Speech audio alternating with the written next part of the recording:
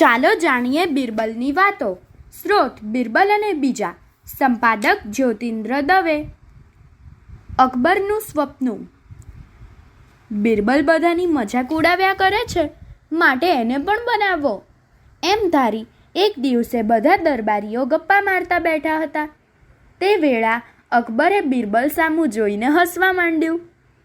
નામદાર, આપને હસવું કેમ આવે છે? બિરબલે પૂછ્યું. તને જોઈને, અકબરે જવાબ દીધો. મને જોઈને આપ ખુશ થાવ એ મારું મોટું ભાગ્ય છે, પણ નામદાર, આપને હસવું આવવાનું કંઈ ખાસ કારણ છે? વગર કારણે હસવું એવું હું મૂર્ખ નથી. મને ગઈકાલે બહુ જ વિચિત્ર સ્વપ્નું આવ્યું હતું. તેમાં તને મેં બહુ જ કઢંગી હાલતમાં જોયો હતો. અત્યારે તારી સામું જોયું છું એટલે એ સ્વપ્નું સાંભળી આવે છે ને મને હસવું આવે છે. અકબરે જવાબ દીધો. નામદાર, આપને વાંધો ન હોય તો એ સ્વપ્નું શું હતું તે અમને કહેશો?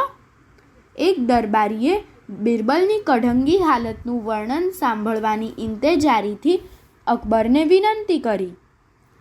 ખુશીથી, પણ બિરબલને કદાચ ખોટું લાગશે. અકબરે કહ્યું. ખોટું તો નામદાર મને એકલાને નહીં પણ બધાને જ લાગશે. બિરબલે કહ્યું. બીજા કોઈને ખોટું લાગવાનું કારણ નથી. સ્વપ્નમાં તું અને હું બે જ હતા, પછી બીજાને ખોટું શા માટે લાગે? અકબરે કહ્યું. નામદાર, એ સ્વપ્નું હતું એટલે સાચું કોને લાગે? સૌને ખોટું જ લાગે ને. બિરબલે જવાબ વાળ્યો. તું એ અર્થમાં કહે છે? હું તો એમ કહેતો હતો કે હું સ્વપ્નનું વર્ણન કરી બતાવીશ તો તને કદાચ માઠું લાગશે. નામદાર, આપ કંઈ કહો ને મને માઠું લાગે એમ કેમ બને? બિરબલે કહ્યું. મને ગઈકાલે એવું સ્વપ્નું આવ્યું કે જાણે બિરબલને હું ફરવા નીકળ્યા છીએ. અકબરે વાતનો આરંભ કરતા કહ્યું. રસ્તામાં વાત કરતાં કરતાં અમે જતા હતા, એટલામાં મોટો સમુદ્ર આવ્યો. અમે બંને તો ઠેકડો મારીને સમુદ્ર કૂદી જવાનો યત્ન કર્યો. અમે સમુદ્ર વટાવી તો શક્યા, પણ સામે પાર જઈને અમે બંને જોરમાં પછડાયા. ત્યાં મોટો ઢોળાવ હતો. તે પરથી ગબડતા ગબડતા એક ખીણમાં આવીને અટક્યા. આટલું કહીને અકબર જરા મૂંગો રહ્યો. હા, પછી શું નામદાર? એક દરબારીએ પૂછ્યું. ગબડવાને લીધે મારું શરીર બહુ દુખતું હતું. અકબરે વાત આગળ ચલાવતા કહ્યું. મને જરા કળવળી એટલે બિરબલનું શું થયું છે તે જોવામાં નજર ફેરવી તો માનશો, એ કાદવ કિચડ ને અત્યંત ગંદવાડ ભરેલી મોરીના પાણીમાં આળોટતો હતો. પછી મેં મારા શરીર તરફ જોયું તો હું એક અત્તરની નદીમાં આળોટી રહ્યો હતો. આ સાંભળી બધા દરબારીઓ હસી પડ્યા. બિરબલ પણ સૌ ભેગો હસવામાં સામેલ થયો. કેમ બિરબલ, તને સ્વપ્નું કેવું લાગ્યું? અકબરે ટકોર કરતા પૂછ્યું. નામદાર, બહુ સુંદર સ્વપ્નું છે. એ સ્વપ્નું તો વિચિત્ર છે જ, પણ એથી વિચિત્ર વાત તો એ કે મને પણ આવું જ સ્વપ્નું આવ્યું હતું. બિરબલે જવાબ દીધો. વાહ, તો બહુ જ સરસ.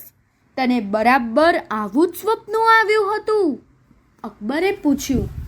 હા નામદાર, પણ એમાં જરાક ફેર છે. આપનું સ્વપ્નું જરા વહેલું ખતમ થયું હોય એમ લાગે છે. મારું સ્વપ્નું જરાક લાંબુ હતું. બિરબલે કહ્યું. એમ? તો તારા સ્વપ્નમાં શો ફેર હતો તે તો કે? અકબરે કહ્યું. જવા દો ને નામદાર, આપના સ્વપ્નથી તો મને માઠું નથી લાગ્યું, પણ કદાચ મારા સ્વપ્નથી આપને માઠું લાગશે. મને પણ થાય છે કે આવું સ્વપ્નું મને આવ્યું જ કેમ? પણ સ્વપ્નના કંઈ નિયમ છે નામદાર. બિરબલે કહ્યું. મને માઠું નહીં લાગે, તું તારે કે? અકબરે જણાવ્યું. નામદાર, આપ એમ કહો છો, પણ મને પોતાને આપના તરફથી બહુ ખરાબ લાગ્યું હતું, એટલે એ વાત સંભાળવી જ ઠીક નથી. બિરબલે કહ્યું. ના ના, તું જરૂર કહે. અકબરે આગ્રહ કર્યો.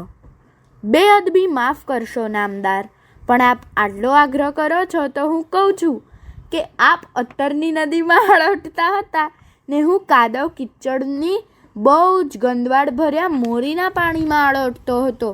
એટલે અત્યાર સુધી આપણા બંનેના સ્વપ્નો બરાબર છે, પણ મારું સ્વપ્ન જરા વધારે ચાલ્યું. એ વધારાનો ભાગ એટલો જ છે કે તમારું શરીર હું ચાટતો હતો ને મારું શરીર આપ નામદાર ચાટતા હતા, બિરબલે કહ્યું. અકબર આ સાંભળી વિલો તો પડી ગયો, પણ સ્વપ્નનું વર્ણન કરી બતાવવા બિરબલને એણે પોતે જ ખૂબ આગ્રહ કર્યો હોવાથી એ કંઈ કહી શક્યો નહીં. અસ્તુ.